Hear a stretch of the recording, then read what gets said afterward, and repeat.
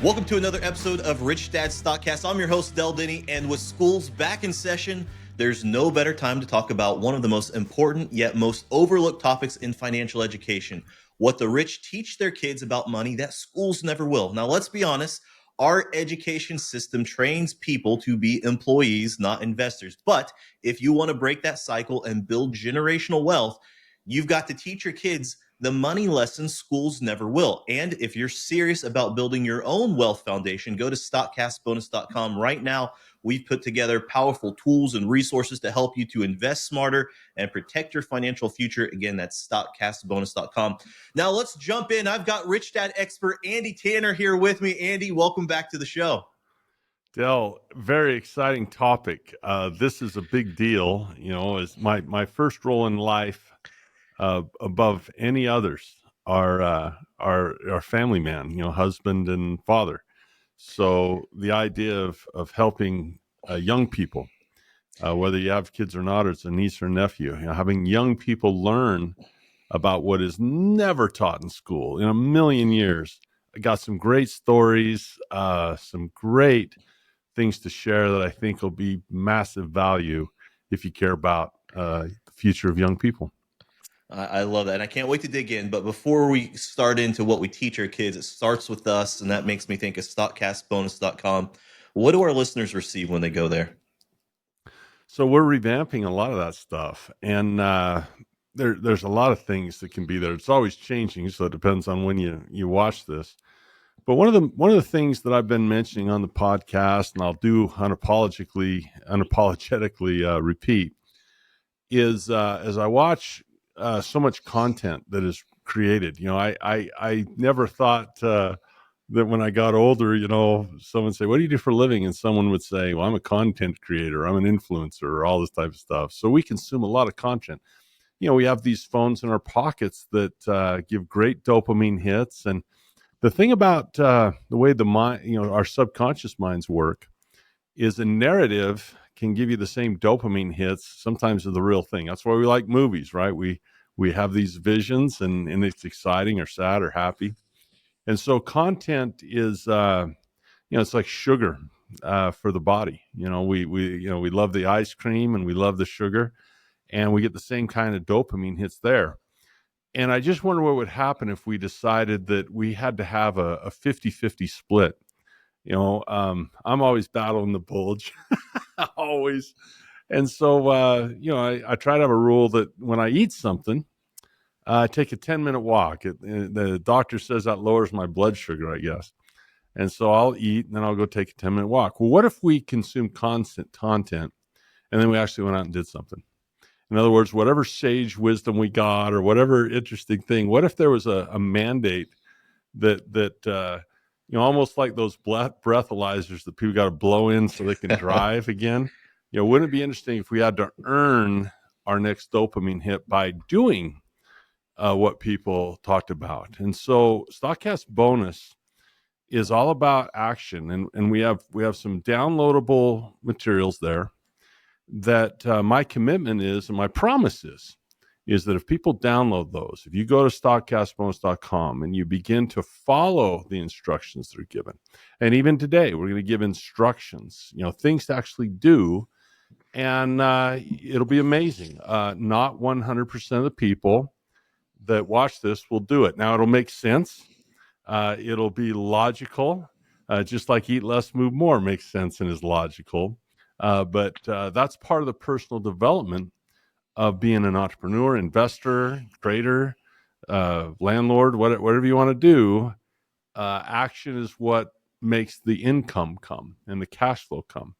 So Cash Flow Bonus is a place people can go where they can enjoy the content. And really, we have some great stuff on deck today, just as you announced the topic. I got great stuff. Very important that we, you know, there's a great pastor that I just loved growing up, such a sage. And he said, sometimes I worry in Sunday school that talking about these things becomes a substitute for doing them. And he was very eloquent. He said, mere intellectual assent to a truth, when applied, robs us of the relevant experiences. And what relevant experience is action, material movement, So that's what stockcastbonus.com is for. And we're always changing it, but download what's there. It's free. There's always free stuff there, and action, not words. So there's my little plug for stockcastbonus.com. And such gems already that we're starting off with. So Yeah, it's true. Got to get stuff done. at the end of the day, that's it. We have to get those results. Now, Andy, you've worked with thousands of investors over the years, parents over the years. You're a parent yourself, you're a family man. So let's start with this. Why do schools fail so miserably at teaching financial education? Well, schools are a lot like schools of fish. Unfortunately, there's a lot of fish in this world that are farmed. Instead of wild salmon, you have farm salmon. And what a difference when you cut open a salmon that's been farmed and a salmon that is, in the wild. And the farms are mass produced, and it's a hatchery is a protective prison. It keeps the fish safe. And they're going around, they're eating, they're growing, everything seems to be fine. They don't know any different. And when they're released into the wild, they think, wow, this is awesome, without realizing that you were created and processed to serve the angler's agenda. The worst person to plan your life is the angler if you're a fish, right? And that's really what happens. We mass produce, we school together, and we mass produce. And the idea is you begin with the end in mind. And the reason school doesn't teach these things is because the goal of school is a job. Right? I mean, it's go to the job fair. Robert has said this 100 million times. Go to school, get a job, invest in 401k. And that's really the life template that we hand people.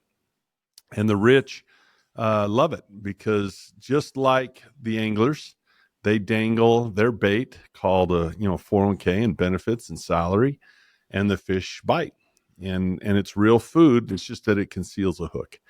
And so that's why it's not taught in school, because school doesn't have the aim to have people be an entrepreneur investor. Oh, there might be a class, along the way in a junior college, entrepreneurship taught by a non-entrepreneur. so it just isn't. It isn't the goal. It's like going to basketball practice to learn to play hockey. Well, why don't they teach hockey at basketball practice? Well, we're trying to put the orange thing in the orange thing, not the black thing in the net. It's a different nets, different surface, different everything. Now, thinking about our kids and, raising them, what's the first money lesson every child should learn, but usually never Action does? step? You want an action step? I'll give you I an love action step. steps. And here's the thing: a person will either do this or they won't. It's ironic because they tune in to the the podcast, say, well, I want to find out what I can do to make more money in my life, and I'll say exactly what to do, and I guarantee you not 100% will do it. Some will. Go right now to the Rich Dad website and find a link somewhere to buy the cash flow game. Buy that cash flow game. I don't know what it costs. It doesn't matter, because it's not as much as buying a duplex. And if a person can't buy a cash flow game, they can't buy a duplex. They can't buy 100 shares of Apple. If they're nervous about investing in themselves, oh, I love Rich Dad Poor Dad. Robert's a genius. Okay, well, actually, Rich Dad Poor Dad was a brochure for the cash flow game. That's how it started out. And that's what we did with our kids. Number one, absolute most important thing we did wasn't the year of homeschool on financial education. It was before they could add. We used arrows instead of numbers. And Mom and I did the calculations. We did the calculator and did the numbers, but they understood the cash flow and play the game. It's a simulation that simulates the real experience of investing. So that is the number one first thing a parent could do, or an uncle or an aunt could do to bring a massive blessing, a life-changing perspective and mentality, and all those neural pathways start connecting, because you're having to do the same things, make the same decisions, get the same. It's a simulation. It's like flight school. You can, if you can land it in a simulator, you got a lot better chance of landing it in real life. But to fly a plane with no time in a simulator and you're going to land a 747, forget about it. You got to get in the simulator. So that's number one. It's that simple. End of podcast. You can shut it off. You go take that action and do the game, do something life changing. Absolutely. I would second that. Just to, trying to teach kids about money, they might hem and haw a little bit, but you play it a game, they love it, and it becomes second nature. That's what I've loved about the Yeah. cash flow game. The guy who I probably has the record for the most cash flow games conducted in history is probably a guy named Darren Weeks. He would hold these, but I'll bet I'm number two. When I used to travel a lot, we'd hold these all the time, and I see the change it makes just in one time, just playing it one time, where people say, "My gosh, I teach them for 3 days." And then on the last day, we'd play the cash flow game. And finally, they'd say, "Oh my gosh, I thought I knew it and I didn't know it until I did this." So cash flow game number one. Huge, huge. Now, I want to talk about parents and what they teach their kids and what the rich teach differently. I was actually having this Yeah. conversation with my own mother the other day, and we were talking about how generations would teach or maybe not teach their kids. Like money was something you don't bring up around the Oh, kids. yeah. Now, so Yeah. my question for you is, how do the rich talk differently about money with their kids? Well, I don't know how, the book Rich Dad, Poor Dad, it says it has a tagline, what the rich teach their kids about money that the poor middle class do not. So, Rich Dad, Poor Dad has a lot of that. And I can't speak for everybody, but I'll tell you how we did it. Several things. Number one, my wife and I have a weekly meeting that is private. We don't invite the kids to our weekly meeting where we go through our finances. But with that, we do involve our kids in a lot of the investments. For example, my friend Than Merrill, he is a fabulous, he can, what's the word, procure or find or whatever, syndications. And so we'll invest money in those. And some of them are in Texas. And so we'll fly to Texas and go to Six Flags or whatever. But we'll also drop by the property, and the property manager will give us a tour and talk about vacancy rates and improvements. And we learn what terms are. We speak the language. Like if you ask my boys, what is a net operating income? That's as natural for them as, anything else growing up. So we involve them in that. I remember when my son David was not even born, so this would have been he would have been.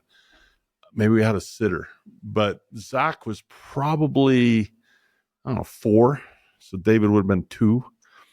And so I don't remember where David was, but we were going to go meet Tom Wilwright. We always go to Ruth Chris with Tom. That's our favorite tradition. Is we'll meet Tom and have a steak. And so we're on the way, and first time I'm going to bring Zach for a meeting with the accountant, the tax advisor, which is a better word for accountant, or than accountant. Anyway, we're driving to Ruth Chris, and my son says, "Dad, where are we going?" I says, "Well, we're going to go see the accountant." And he said, "What's an accountant?" Now, how do you explain to a 4-year-old what an accountant is? I said, "Well, the accountant helps it so Dad doesn't have to pay too much in taxes." He said, "Like Robin Hood?" I said, "Something like that." And then about a few weeks later, Obama's on the tube, President Obama, and he goes, "Who's that?" And I go, "That's Prince John." but we involve our kids. I remember meetings where I would go start a business and meet with someone like a merchant account. What's a merchant account? Well, that helps the cash flow towards Dad. When they swipe a credit card, it's got to come towards we had a business where we sold recreational equipment, like Sea-Doos and Ski-Doos, snowmobiles. And, you learn about all these types of things. So I involved my kids. We took homeschool. In COVID, it didn't make sense to burn a year of basketball when you couldn't play. So between 8th and 9th grade with Zach, we brought him home, and we had a curriculum as such. Number one, we taught stocks and options. Well, that little stinker has maintained his own stocks and options account, got his own cash flow every month for, he's going to go to college now. But he's got a nice nest egg now, having started in the 8th grade. He's got a nice nest egg to begin his life on his own. We did real estate. We studied with Than Merrill, who I just mentioned. Tom taught us taxes. And then I taught him sales and business and, things like that. So, and then 2 years later, there's no COVID, but David says, hey, what about me? I said, what about you? He says, I want to turn this as a course, if you want to do that. So there's all types of things that, and you hit it with the question, the answer was revealed in the question. Well, people don't talk about it. Don't talk about things like politics, religion, or sex, or money. They're off limits. Well, money is not off limits. And I think you ought to talk about all those things, really. So kids how do they learn about them if mom and dad, when you look at those topics I just mentioned, who better to mentor young people than mom and dad? Robert, and I know we're probably getting up on a break, Robert and I have different war paths that we scream about. Robert really puts the feet to the fire of school teachers, because they don't teach this in school. I actually have a different approach. I'm pretty hard on parents. School, what the hell is school? It's not their responsibility to teach children. It's mom and dad. School is kind of like a supplement, a nice multivitamin. When a child's raised, you go to school, and that's a good supplement. Like, I don't know how to teach the chemistry, so great, go learn chemistry. Maybe that's something you're interested in. But the values of ethics and work and discipline and delayed gratification, all the stuff that really matters, and that's my job. And I absolutely refuse to allow a school teacher to replace me. It's not their job. Don't try to do my freaking job. Forget about it. And don't teach the things I'm supposed to teach. Some things just happen best at different levels. I was writing about this in my personal writings just yesterday. Certain things happen well at different levels of organization. Some things are like journal writing is a wonderful thing to do at the individual level. Exercise, individual level usually. Other things happen in a corporate level, like, I'll have a quarterly meeting with the people that work with us, right? At different levels. And so much about life from an evolutionary standpoint works best in the family unit. It just is a great unit to accomplish incredible things. And it's just tough for a phone or a teacher or a podcast to replace what mom and dad, or mom or dad, they're different types of families. But to me, it would be unfathomable to cuss out a school teacher, because it's like, well, it's not his freaking job. It's my job. And when I see, crappy kids, and there are such things as bad eggs, by the way, and you can go to the parking lot of the local high school and you can see them in the parking lot. They're bad eggs. Why? Is it because the teachers aren't doing a good job? I always ask, where the hell are their parents? Where's the duty and the sense of duty to pass on culture, ethics, wisdom? That happens best, I'm telling you, at the family level, for sure. For sure. Culture's taught in the family. So that's my rant. There, I had a rant. I hadn't had one of those for a while. I like the rant, and I just would say amen to that. I completely agree. But let's do this. Let's go to break real quick. Yeah. We've just unpacked why schools and most families fail to teach the truth about money. But after the break, we're going to flip the script. Andy's going to walk us through exactly what the wealthy do to raise financially intelligent kids. We're going to get into the details, and don't forget to go to StockCastBonus.com. Grab your free investing tools and trainings and checklists. We've built this to help you win, whether you're just starting out or ready to scale. That's StockCastBonus.com. Stick around. We'll be right back. So far, it's been great. I needed a source where I could really enrich my education through stocks. I didn't really have an avenue for it, and it's helped me a lot. The simplicity has really gotten me on the track to where I enjoy the learning, as well as it's really solidifying in my mind. And like, they're not just trying to sell you something, they really care about the people that are in the course, and they really do care about you and your personal goals, and what you want to do is to help you and your family and whatever your goals are in life through that. So it's really been great. Welcome back to Rich Dad StockCast. I'm your host, Denney, and today we're talking about what the rich teach their kids about money. So let's get tactical now. So Andy, how can parents start building financial literacy at home, even if they're not financial experts? So this is really important.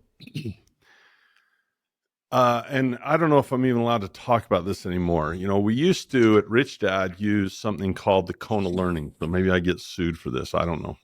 And there was a professor, I think it was Arizona State, I want to say, that named Edgar Dale, and he developed something pretty cool. It's called the cone of learning. And he just talked about how we learn better, you know, different ways they're more effective. And I don't know, I think he's passed away and his family's all up in arms about, that's our dad's, you know, cone of learning. I'm like, well, wouldn't you like people to know about it? Because I always credit him when I talk about it.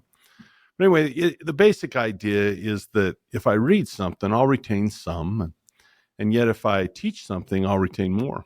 I've learned so much more by teaching. When I spent 14 years on the Rich Dad Advisor team. It was really interesting. I saw Robert a couple of weeks ago up in Park City, and my sons are all grown now, you know, and I just took a moment. We took a real fun family photograph with Robert because, you know, I've got him from all the way up, you know, and it was a really big deal. But anyway, when you look at this cone of learning that we used to talk about, I became a teacher, and I spent those 14 years as a Rich Dad Advisor teaching.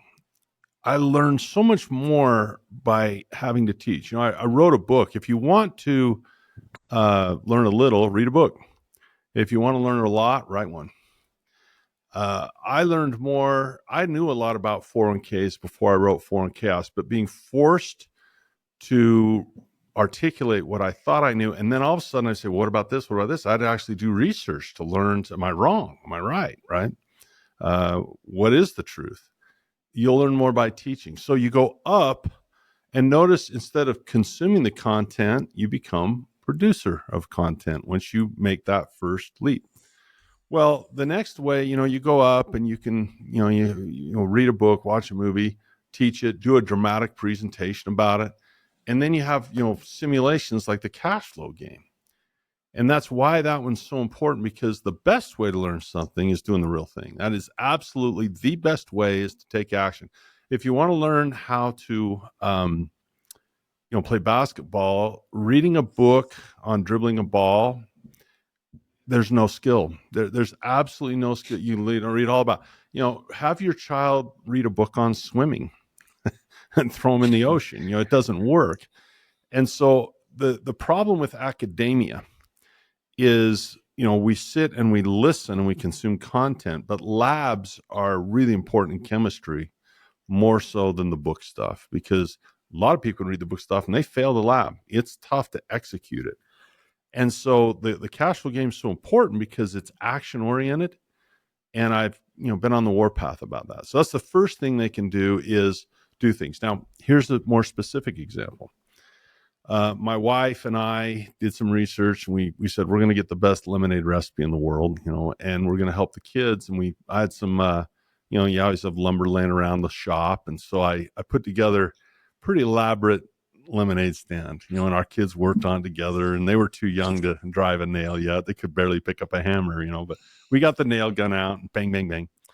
And it was elaborate. It was really cool. In fact, you probably remember this, Dale. You know my kids. I remember. I do. I remember the picture. Funny enough, I had a lemonade stand this summer, and I was thinking about the standard you set for a lemonade stand. Yeah, it was Tanner Brothers Lemonade, and I think David was 3 and Zach was 5. I mean, they're about 20 months apart, I think. So anyway, these kids got to where they'd throw themselves in front of a moving automobile to sell a 50-cent glass of lemonade, but they really learned a couple things. For example, the best day to do this on, we had a QR code where anyone that liked the lemonade could scan the QR code, and it took them to a Facebook page where they could follow the boys. And the lemonade was so phenomenal, it was so good that people would follow. And we taught them about value. You have to give more than you take. It's an inequality. It has to be worth more than the cash, or they won't part with the cash. So there's an inequality there. You got to give more than you receive. What a great lesson in life. You've got to give more than you receive. Yeah, you know, Bezos has 20 houses with swimming pools, and who knows what Steve Jobs had. Still gave more than they took. No question. And so that was a great lesson for them to learn. The other one was 4th of July. We could get the Facebook page and say lemonade at, noon or whatever. And oh my gosh, people start lining up. And what they learned is while everyone else is like working on a weekend is a cool thing, right? You got to seize those opportunities, and doing the accounting and counting the money and learning how to give back change and, saying thank you to a customer for a tip and all that type of stuff. And so they took a lot of pride in being, listen to this, being producers instead of being consumers. And the damn problem with school is we learn to serve a boss, one guy. That's it. We can't give very much. There's a principle, Buckminster Fuller, I think. I hate doing this because it's kind of sacred in rich dad culture. So I like Robert to say these things rather than me. But my job is to propagate, right, and to take what he taught me and teach others. And Buckminster Fuller, our Buckminster Fuller said, the more people that I serve, the more effective I become. Okay, so there's content. Now go serve somebody and see and take an inventory of how many people you actually serve as a producer of things. And it's almost impossible not to be compensated when you give more than you take. We call that a generalized principle that's true in all times and in all cases. So those are some of the things we did. Obviously, the investing was real. My son learned how to click and get paid. It was action, click, get paid, where we walked him through it. That's why our mentor club is so important, is we walk people through it. That's why our coaching program is so important. We walk people through it. There's a scripture. I'm probably going to destroy this. I don't get in the pew like I used to, so I'm rusty. But there's somewhere I think it says, don't before you seek to declare my word, first seek to obtain it. In other words, if you don't know how to teach your kids financial education, you don't have any, maybe the first step is to start your own. And so you can't give a gift that you don't have. And so maybe if not for yourself, and I know that we're going to do a podcast on this soon, the future for your children is different than where you live now. And the ability for them to do work and be a producer is waning. And we'll talk about this in another podcast possibly, because AI is a big deal and robotics is a big deal. And ownership, the ability to produce through ownership. Another little story. And I've told this on the podcast before, so forgive me for repetition. So in COVID, that fall of 2020, one of the lessons I took Zach, he's, going to get his driver's license in a bit. He's graduated from the 8th grade, so he's getting closer. And he'd always fill up the car for us. That's his job. I'm not going to get out and fill it up. We went down to the Exxon station, and I said, all right, buddy, fill her up. But this time I said, let's look at the receipt. And, whatever it was to fill up the SUV, $80 or, what, I can't remember, whatever it was.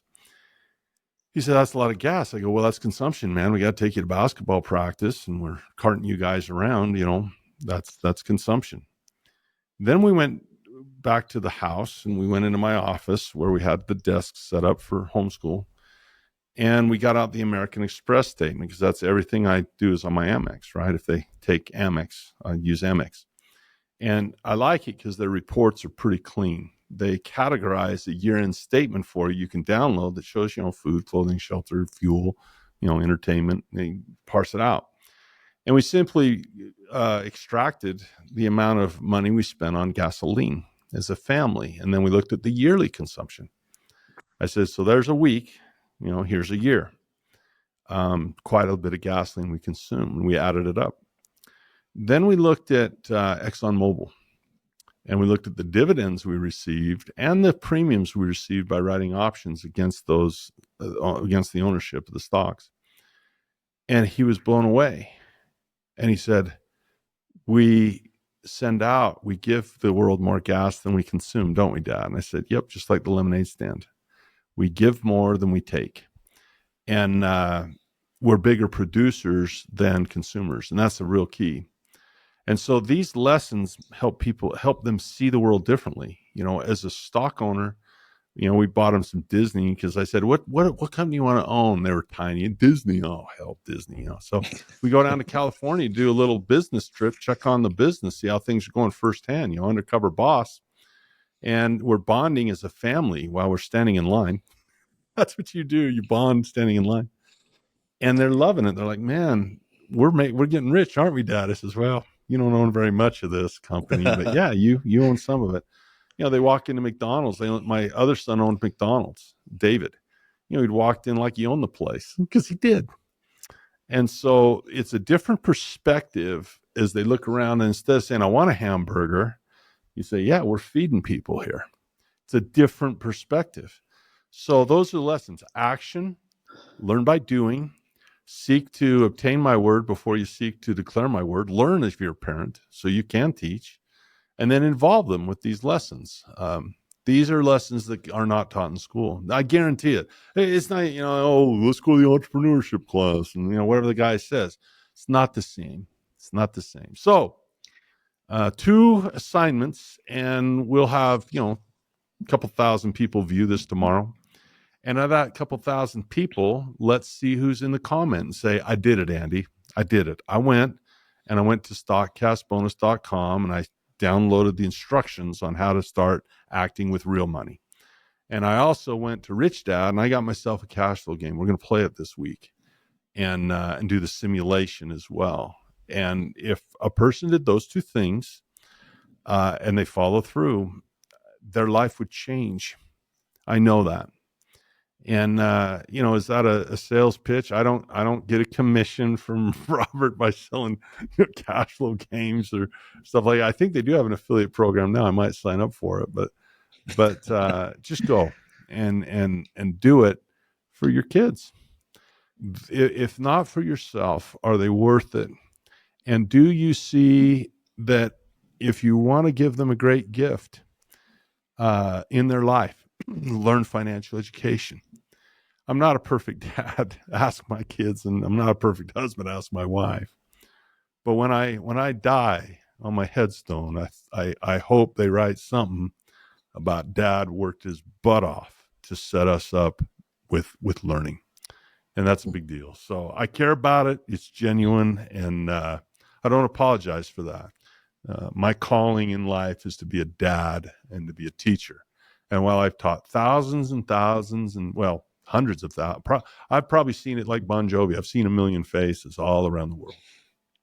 But there's no students that have been more important to me than those 2 little stinkers that I'm proud to call my sons. So if you have nieces, nephews, whatever, let this podcast, hopefully there's some determinations arise in your heart to say, you know what?